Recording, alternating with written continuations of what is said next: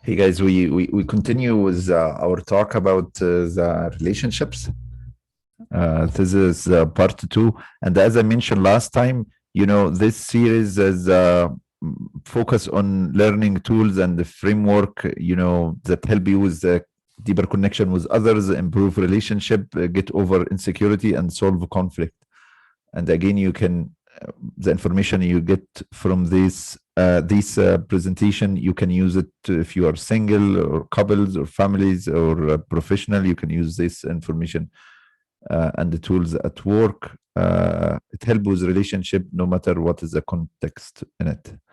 um, but the focus like we talk on, like, for example, conflict resolution. You can use the tools anywhere, but with the way I talk, I'm gonna focus mainly on partners and couples and stuff like that. But again, the tools are the same. um, I don't know if I mentioned this last time or not. I don't think so. um, this is not based on study. This is not just based on my observation and the clinical experience.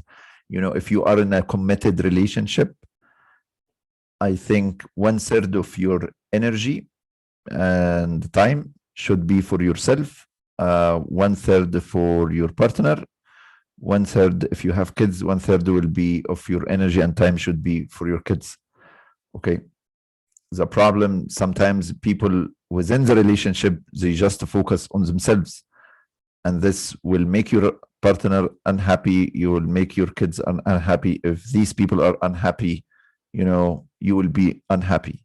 So you see, you need to balance between the three. uh, if you just put all your energy and time for your partner, uh, this is going to create codependency and obsessions and not obsession, like possessiveness and control and codependency and addiction. Like it's going to end the relationship. So we need this balance. And if you focus just on your kids, going to create problems too, and you're going to burn out. So you need to balance the three. And when I put 1/3 for you, it doesn't have to be just you. It is you, like self-care. And because if you neglect your self-care and your own well-being, it's gonna affect your relationship with others and the kids. But here, when you spend time and energy on yourself, also a little bit for others, like your community, your friends, your co-workers, this is part of you, who you are, because we know your well-being is biopsychosocial, social. The social part is important for yourself. And if you are single, you need half of your time and the energy should be for yourself, and the other half for others. It's good to work on yourself and the well-being and self-care and achieve goals and set goals and look forward to achieving stuff in life. But also you need to care about others and your family and um, your co-worker, your friends, and your community. Because if you are single and just focus on yourself, it's gonna cause problems. You tell me, oh yeah, it's gonna cause problem to the community and everyone around. No, it's gonna cause problem within you. It's gonna cause existential crisis. It's gonna cause nihilism and nihilistic ideas, and it's gonna cause depression. It's gonna cause uh, sometimes the suicidal thoughts. Okay. When you are just self-centered, it's gonna cause lots of problem. And of course, if you have depressive symptoms and suicidal thoughts and narcissism and nihilism and all these things, combination of things, is gonna cause problems in every aspect in life. So we need to balance between you and the others. And when you put some of your energy and some of your time to others, it's going to help you. You think, oh, I'm helping others. No, you are helping yourself, because you try to just focus on yourself, like you become the center of the universe and forget about others. You'll struggle with mental health problems, and I have seen this in my practice a lot. Anyway, because we focus on relationship, balance 1/3 for you, 1/3 for your partner, 1/3 for your kids. Anyway, this is what we mentioned last time. Our series, we're going to focus on learning skills for relationships. And I find these are the main important points that we need to discuss: how to renew love and excitement in relationship, how to show love and acceptance within the relationship. And this is what we're going to focus on today, the love and the acceptance. We did this last session, how to renew love and excitement. We need to address the differences in the family of origins. We need to reflect on the differences in personality, temperament, and spirituality and values. And I always get this question, okay, when I choose my partner, like long-term partner, should the differences be more or the similarities should be more? It is a balance. There has to be, because the differences between partners gonna create excitement. Okay, the similarities gonna maintain the relationship and the common interest and the common values. So we need to balance both, because even the difference is gonna create attraction and excitement, but it can create problems, and you need lots of skills to solve the conflict. So, but anyway, we need both. If you ask me which one is more, I would say the similarities is more, but there has to be some differences. If you are a copy and paste of each other, it's gonna be very boring, and it's also gonna end the relationship. So anyway, I would say 70% similar and common interest, 30% differences. That's why you need to discuss and reflect on these stuff. Anyway, you need to identify the distorted thoughts, black and white thinking, discounting the positive. The thing is that we do being hypercritical, not hypercritical toward your partner, hypercritical toward yourself, because what you do inside, you're gonna do outside. If you love yourself, you're gonna be able to love your partner. If you accept yourself, you're going to be able to accept your partner. If you are hypercritical toward yourself, you're going to be hypercritical toward others. And we know this is a defensive mechanism called projection, So anyway, so if you have any distorted thoughts inside, it's going to cause distorted image outside. How to handle conflict and the communication skills. This is also important. Talking about sexual intimacy is important within a relationship. Talking about fidelity and infidelity, boundaries, parenting. This is important too. How to keep romance, gratitude within the relationship is important. How to forgive and let go. All my book is about letting go. So how to let go, this is important. How to cope with loss. Loss will happen in life all the time, but how to cope with these challenges. Buddha said life is suffering. Jesus said the same thing. Muhammad said the same thing. Like all people, like wise people and wise gurus, they know that there will be loss and there will be challenges, but how to cope with them. This is the point you and your partner are gonna talk about. Sharing dreams and the goals also is important. Anyway, last session we talked about weekly questions. I don't know if you recall that or not, that every week you and your partner should reflect on certain question. Here we discuss yearly question that and this is a good timing, for the end of the year, that you ask this yearly questions. So give me examples, like me and my partner once a year we should talk about this stuff. Like you should talk about what goals would you like us to achieve next year as a couple, and what are your individual goals. Okay, this is also important. What are your individual goals, and the goals as a couple, and what can we do to make our relationship next year better? Okay, and what did you learn from our relationship this year? So what did you learn in this year about us? Again, this question you're going to discuss with your partner. Um, what are you looking forward to the most next year? What is something expensive you want to buy, like some big ticket item you want to purchase next year? What are some fun vacation we're going to have next year? What should we do for our birthday? Um, how about holidays? What we're going to do is in the Valentine Day, the Christmas Day. Okay. Also, I added this one. What should we read? I like the partner reading books and reflecting and discussing book. Like, for example, Untethered Soul. You read it, your partner read it, and just discuss it together. This is a very important. Again, especially the early stage of relationship. This is gonna tell you if you really a good couple or not. Pick a book and you both read it and have a discussion about it.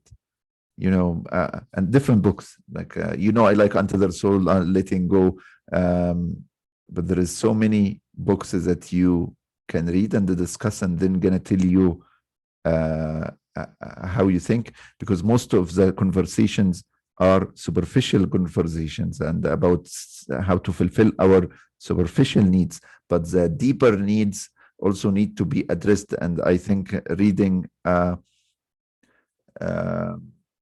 especially spiritual or psychological books will help with this area to dig deeper into the relationship. Anyway, so this is our first exercise. Okay, if you are in a relationship, answer it as if you are in a relationship. It's fine. If you are not in a relationship, just answer it like tell us about your individual goals, tell us about what you look forward to the most next year, tell us about something you want to purchase next year, tell us about your vacations. Okay, if you are in relationship, you can answer the question. So it is, you tell me, okay, but it sounds like more about people in a relationship. But if you are not in a relationship now, you need to know yourself. You need to know because lots of people don't know what vacation I want to take, what should I do for my birthday, what do I want to buy, which books I should read. Like, tell us about this. It's good to know you again. You know yourself, you're gonna have a better relationship. So this is our first exercise. Don't forget, if you're gonna practice any of these exercises or for the whole series, when you're gonna go deeper in conversation with your partner, you need to have open, respectful, not judgmental conversation, and you need to hug and smile each other at the end of the conversation. It's also good to have a relaxing music or dim the light and have soothing drink. If you have kids, put them to sleep, and then you have this connection rituals. I'm not saying every day, maybe once a week, maybe every 2 weeks you can do. And every time you're going to use one of the exercises that I'm putting in the seminar. So for the next 10 seminars, I'm going to talk about these important areas that I just mentioned. But to talk about these things, or it can bring negative feeling, or it can bring some difficulty. And then we need to create a safe environment for these questions. Okay. Okay. Another thing we want to talk about today, one of the things that are important in a relationship is the caring and affection. Caring and affection and the love is a universal human need, right? And you need to know that love is not just a feeling. It's a feeling and the decision and the action. Yeah, in early stage of relationship, love is always feeling. You feel loved, and you feel you can receive love and give love. But moving forward in the relationship, after a year, 2 years, 3 years, part of love will be a decision. You decide to love. And this is also, in my book, because I was reviewing it today, there is a section about love, that love is a decision. You decide to love yourself and the others all the time, everywhere, without exception. But this is the unconditional love. Okay, so the unconditional love is a decision, but romantic love, part of it also is a decision. You decide to love the person. And of course, whatever the love you have now is a feeling and decision. It should reflect into your action. So again, love should be a cycle of ongoing feelings, decisions, action, and all of them gonna feed each other. Okay. So if let's say after 4 years of a relationship, you find the feeling is less, okay, but you decide to love, maybe this is gonna bring more positive feeling, okay, and then feeling and decision gonna bring more action, and the loving behaviors. Anyway, you need to know that give and receive love, everyone is different, have different ways. And Brooklyn, last year she gave us a talk about languages of love languages. If you want to go online, put love languages on my YouTube channel, you can listen to the love languages. It was a good talk. Anyway, okay, so if I want to work, me and my partner, we want to work on caring, affection, love, or good stuff. What should we talk about? I think these are the questions you should reflect on. Okay, did your family openly express affection? This is important question. Why is my family is here? Like, I'm talking about me and my partner, because there is a attachment theory, right? If you have secure attachment with your parent, you're going to be able to have a secure attachment with your partner. If you are able to express and give and receive love and affection between you and your family as a child, it will be easier to love, receive, give love with your partner. So you see, so what about, I lived most of my life in foster homes. I didn't receive love from anyone, and it was a horrible experience. I didn't like my parent. Yeah, that's fine. That's fine. This means you need to put this in mind, put it in the background. This means we need to work on it. That's why we discuss these questions. You need to work on it and be mindful about it all the time. Also ask yourself, were your parents affectionate with each other? Because there is intergenerational transmission of relationships. Better intergenerational transmission of pattern in relationship. So if you to some extent, again, and also there is genetic part in it, if your parents are loving,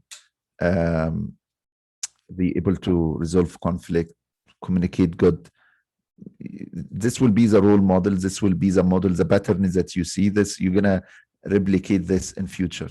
So yeah, you need to reflect. But again, most of us, we had challenges growing up and some difficulties and sometimes even abuse, but that's fine. To be mindful about it, willing to work on it, to see what did you learn and what you should let go from the past is important in this process. How did you feel cared for as a child? Again, it's the same thing. Did your parent tell you they loved you? Because if your parent keep telling you loved you, it will be easy for you to say I love you, and it'd be easy to accept I love you from others. Also, you should ask your partner, am I affectionate enough with you? When was the last time I made you feel cared for? What are your love this is important one. What are your love languages and how can I use them? And again, the love languages, this is a book called The 5 Love Languages. I would suggest reading this book or listening to the talk that Brooklyn gave about love languages. So, and these are the 5 love languages: words of affirmation, acts of service, receiving gift, quality time, and physical touch. Some people will their language is quality time. Some people, you do something for them, act of service. Some people is the word, or what kind of words you give to them. Some others is the physical touch. So it's important to know what is your love language and to know your partner love language and to use them and encourage your partner and let them know which love language you would like to receive.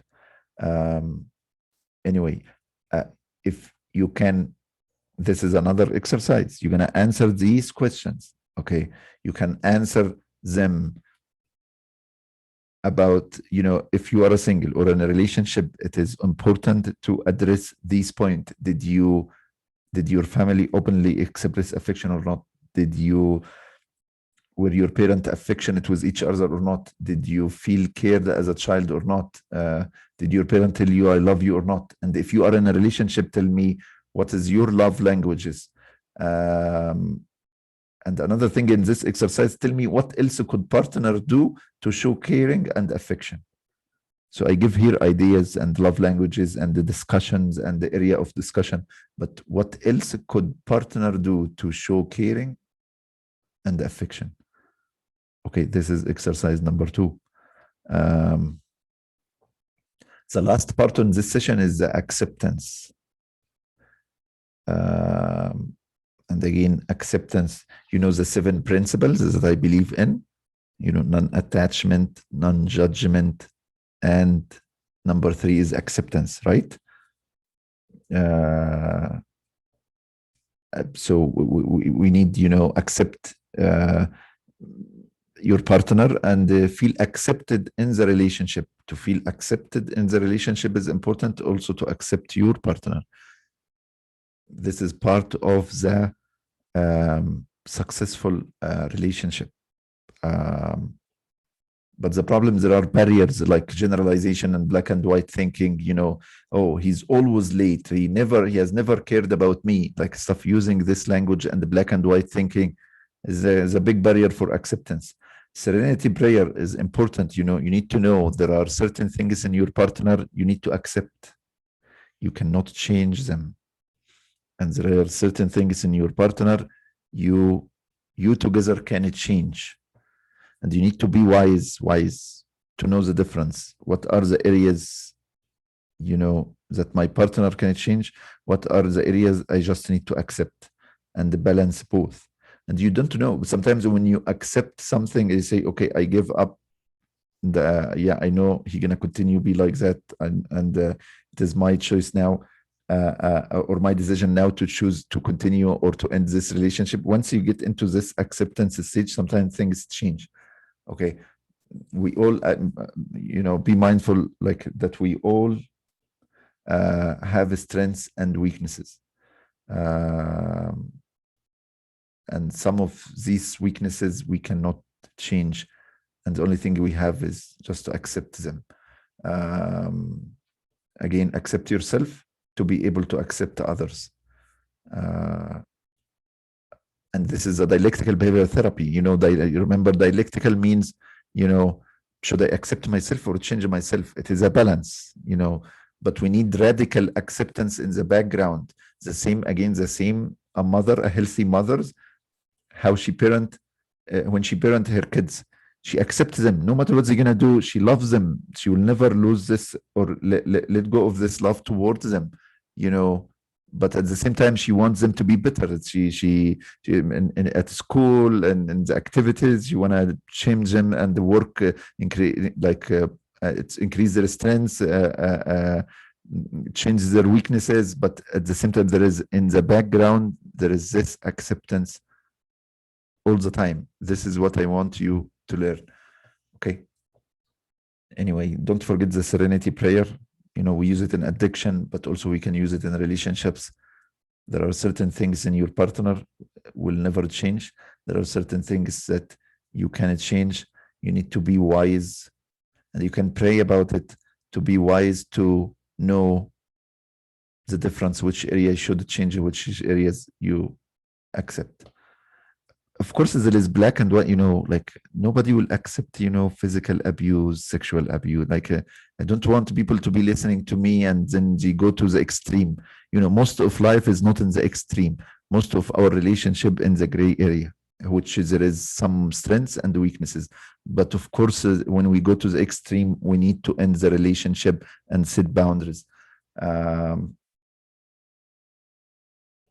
Anyway, okay, tell me some questions we can discuss, me and my partner, to address the acceptance. Okay, another one question is it easy or difficult for you to admit to having weaknesses? Do you feel you can be yourself with me, or do you feel safe to be yourself with me? does it feel safe to be weak or vulnerable with me? This is an important question. Do you feel I love and accept you unconditionally? Do you feel I do you feel accepted more than you feel disapproved in this relationship? This is an important question. Do you feel that I notice what you do right more than what you do wrong, or do I notice what you do wrong more than what do you do right? You know, and I told you that discounting the positive. Some people will just discount the positive, just focus on the negative and the wrong things and the mistakes. We need to balance. Is it easy to approach me about my weaknesses or not? This is your partner is asking you. Do you feel that I am accepting of you now as I was early, or do you feel that I'm accepting less now? And sometimes acceptance, because there is love and the euphoria and the excitement at the beginning. So you'll find positive energy going on. So you'll find like you are accepting, like Mother Teresa, your partner, you know, accept everything. But moving forward, you started to focus on the negative. But anyway, we need to continue this acceptance or accepting attitude. Is there anything I can do to improve the feeling of acceptance in our relationship? This is something also you need to discuss with your partner. Anyway, our exercise number 3 is, what else could partner do to improve acceptance in the relationship? What else could partner do to improve acceptance in the relationship? This is exercise number 3. And again, I would love you answering all these questions. If you are in a relationship, answer these questions. And if you are comfortable sharing it with us, it would be great. Like, is it easy for you to admit your weaknesses in the relationship? Do you feel you can be yourself in the relationship? Do you feel safe to be weak or vulnerable in your relationship? Do you feel that your partner love you and accept you unconditionally? Is it easy to approach your partner about your weaknesses? About his weaknesses or her weaknesses? Do you feel that your partner is more accepting now or less accepting now? And another thing is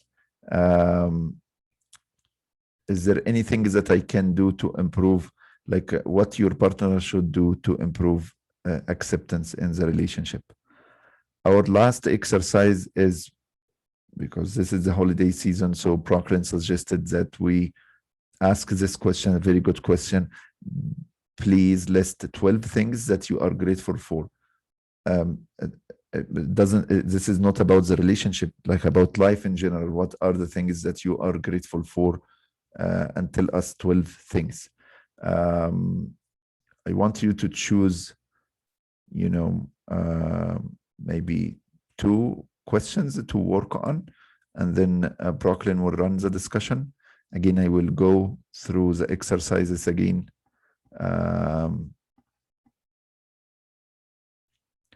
The first exercise is a yearly question.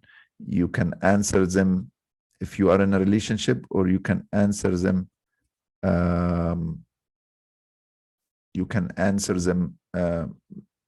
if you are single, and you can answer them if you are in a relationship. Tell us about your individual goals. Tell us about if you are in a relationship, what did you learn from your relationship this year? What are you looking forward to next year? What is big ticket item that you want to buy? What is fun vacation you planning for? What do you want to do for your birthday? What do you want to do for holidays next year? What books do you want to read? Yeah, it will be a good question to share with us, guys. What are the books that you willing to read for next year? Another exercise is about affection and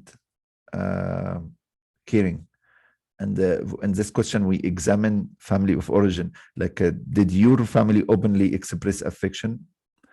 Were your partner affectionate with each other? Sorry, were your parent affectionate with each other? Did you feel cared for as a child? Did your parent tell you, I love you? And then what is your love language?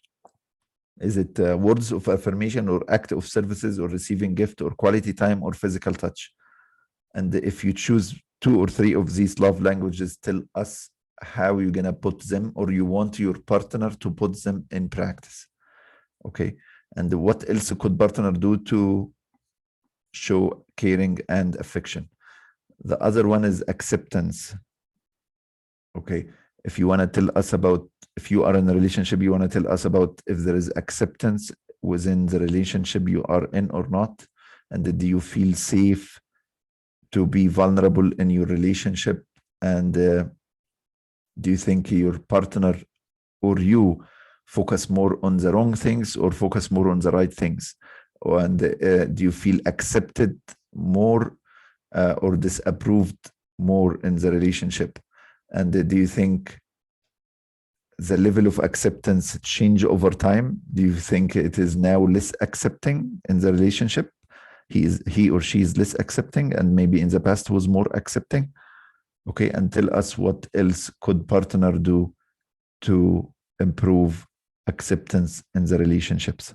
Last question is, please list 12 things that you are grateful for.